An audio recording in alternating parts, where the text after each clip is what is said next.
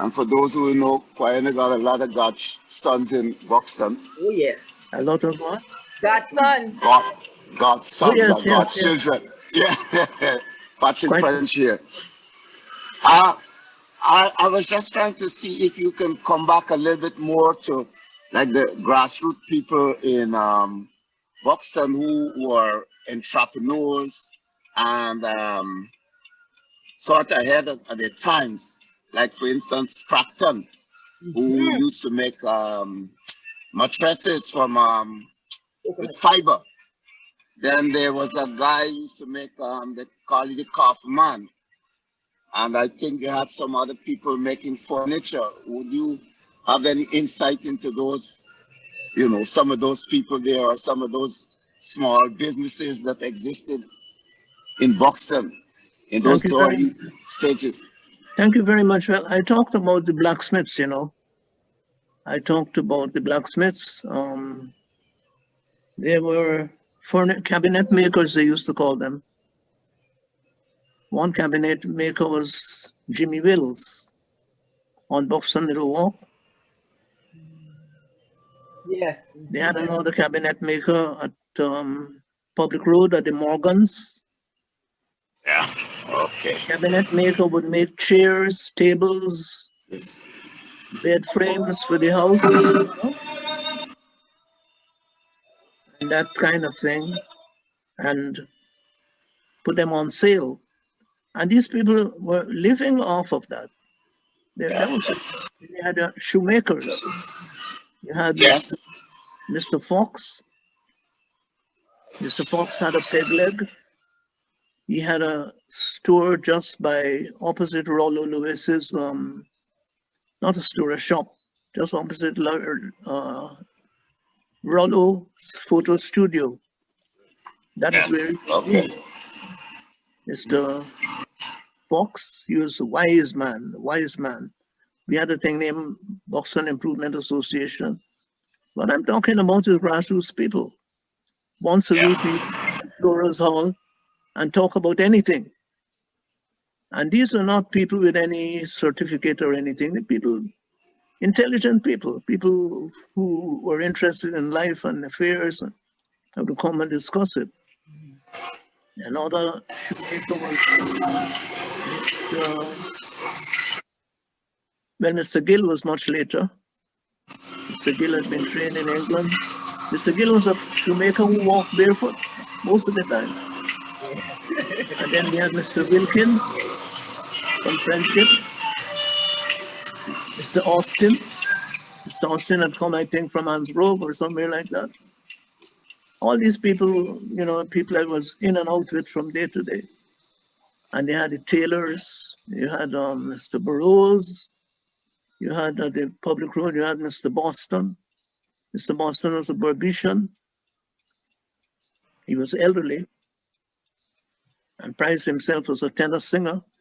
And then there were my mothers. Mm-hmm.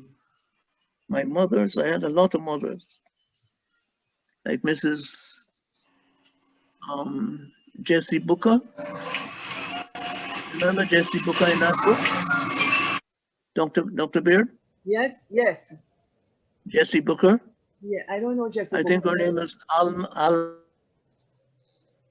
all this political thing going on. Alma Herod, Vita Griffith. These are women Mm-hmm.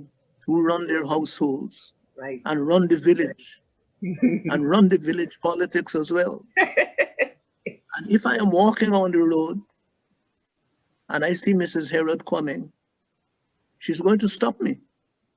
My son, what is happening? And I have to explain the latest story to her. Okay. You know, Actually, what the yeah, story said. I have to explain what is going on in the politics of the country. Yes. And these are women with compassion in the bowels. Mm-hmm. When they had the Enmore shooting, for example, 1948, there was no political party at the time, but it was just the union. I was part of that union, although I was a teacher. I joined the union because the sugar workers were having a rough time. And We had, after those people were killed, we had a box in Buxton. Mm-hmm. And I used to go from house to house at Sundays and collect money to support the widows and orphans from the shooting. Mm-hmm. Man, there was a lady up Buxton front named Aunt Heidi. I know Aunt Mrs. Heidi. Mrs. Bacchus, Aunt Heidi. Mm-hmm. Aunt Heidi looked at me, I know the name. Mm-hmm. pushed her hand in her pocket, and dropped $5 in that box. Wow. I heard Now, about it. $5 at that time Mm-hmm. was a lot of money. Mm-hmm. Do you know the Buxton box collected the most money in the whole country? Ooh. The Buxton box collected the most money in the whole country. Mm-hmm. This was turned in to Georgetown. They took a note of it. But after I had broken with the PPP, they would never say it until later on, when we came together to fight for certain rights. Mrs. Jagan published it, Mm-hmm. that the Buxton box was the highest box during that period. Right. That's Right. how they manipulate information, you see, Yes. Mm-hmm. to suit their times. Yes, I'm so glad. Mrs. Herod, Miss Vita Griffith, Oops. Miss Alberta Harry, these people, they claimed me as a son. Mm-hmm. They had one living opposite the burial ground named Emma Barnes. She was very hard of hearing. Emma Barnes, Mm-hmm. opposite the cemetery in Buxton, Okay. a fence post. Emma Barnes, everything. She was hard of hearing, but she knew everything going on, everything. And I was her son. They called me my son. Okay. Yes, and I welcome this. So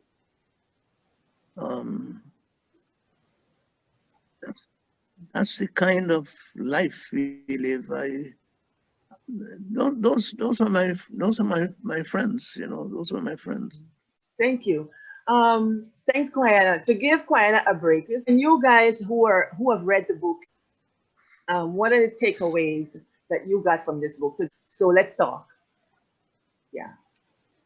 I think this is a must-have in every Buxtonian house, and for Guyanese, and even for your friends abroad. That's my take on this.